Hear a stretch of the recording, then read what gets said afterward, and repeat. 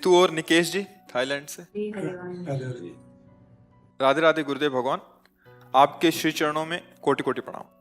महाराज जी, आप जी का अतिशय धन्यवाद कि आप YouTube के माध्यम से हमारे घर और हृदय में विराजमान हैं, जिसका आनंद प्रतिदिन महसूस होता है। गुरुदेव भगवान, कई बार हमारे शरीर के संबंधी परेशान होकर अपने परिवार के सदस्यों के प्रति रोष प्रकट करते हैं। ऐसी स्थिति में हमें क्या करना चाहिए? हम भगवत मार्ग में हैं। कोई है सोई जो राम रचि राखा, को करि तर्क बढ़ावे शाखा, अस कही जपन लगे हरिनामा। राधा राधा राधा। प्रभु का जो विधान है वो होगा।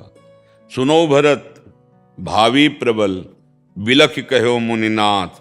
मुनिनाथ भगवान वशिष्ठ जी, सर्व सामर्थ्यशाली त्रिकालज्ञ महात्मा, ब्रह्मबोध संपन्न।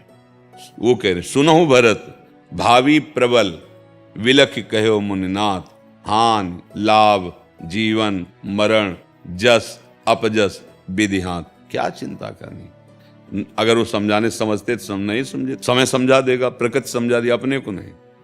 अगर अपना कोई निर्जन है तो घाटा सह लो, गाली सह लो, आप बलवान बन जाओगे। आपके पास ऐसा धन आ जाएगा जो कभी नष्ट नहीं होगा, पक्का। पर ये ना तो क्षमाशीलता रह गई है, ना विवेक रह गया है। छोटी छोटी बातों में पूज्य जनों का अपराध कर देते हैं। माता पिता का अपमान कर देना, उनको दंड दे देना, पीट देना, निष्कासित कर देना, पूज्य जनों के प्रति अभद्र व्यवहार करना नहीं। गृहस्थ धर्म बहुत बढ़िया भगवान की प्राप्ति के लिए है। विरक्त धर्म इसलिए कठोर है कि इसमें हर विषय से लड़ना और त्यागना है। और आपका क्या किले की लड़ाई है, जैसे किले के अंदर से सुरक्षित रहकर शत्रु पे वार करना। और या विरक्तों की क्या, ये चौड़े मैदान की लड़ाई है, ललकार करके शत्रु को परास्त करना थोड़ा कठिन है। जो मन मांगे उसके विरुद्ध रोक करके उसको भगवान में लगाना बहुत कठिन बात होती है। ऐसे करके खाना पीना बात अलग है, लेकिन भगवत प्राप्ति मन को रोक करके और भगवान में लगा। सा वही मन कृष्ण पदारविंद, एक एक वृत्ति। और आपके अंदर अगर कोई विकार आता है तो आपका परिवार वो है, वैसा सिस्टम है, वो पाप नहीं माना जाएगा। आप भजन करते हुए भगवान को ही प्राप्त होंगे। लेकिन विरक्त अगर तो पाप माना जाएगा, उसके लिए अपराध हो जाएगा। वो चौड़े मैदान में खुले ललकार करके विकारों का नाश करके भगवान को प्राप्त करता है। इसीलिए हम विरक्तों को प्रणाम करते हैं। देखो आप लोग जिसे प्रणाम करते हैं, आप नमस्कार करते क्यों करते हैं? क्या बात है? वही शरीर तो ये है, वही अंश भगवान के आप हो। बस प्रणाम इस बात का कि जहां हम फिसल गए वहां आप आगे बढ़ गए, इसलिए प्रणाम आपको। आप भगवान में अपने समस्त सुखों का त्याग करके आंतरिक क्लेश सहते हुए चले। तो हे महात्मा, गृहस्थों का गुरु पद ये चौथा आश्रम त्याग आश्रम है।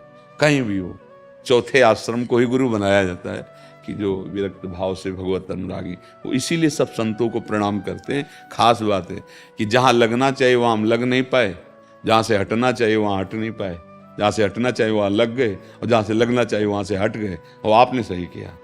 तो इसलिए आपको देखो सब संतों को नहीं, क्या बात है, यहां कुछ मिलता तो है नहीं, प्रगट में वचन मिलते हैं।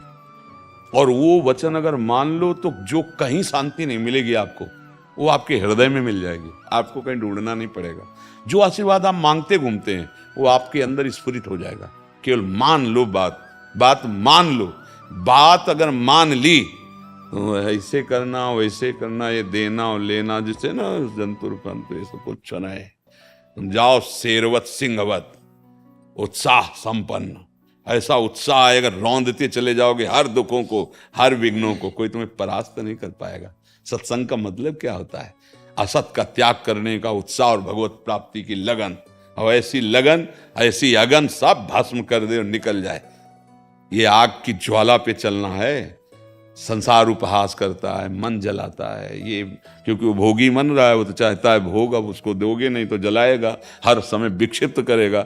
आप उसको अगर रोक करके आप शांत हैं तो इनाम लीजिए, परम पद, भगवान का परम पद। तो इसलिए अपने को अगर कटुवचन कहते हैं तो सह जाए।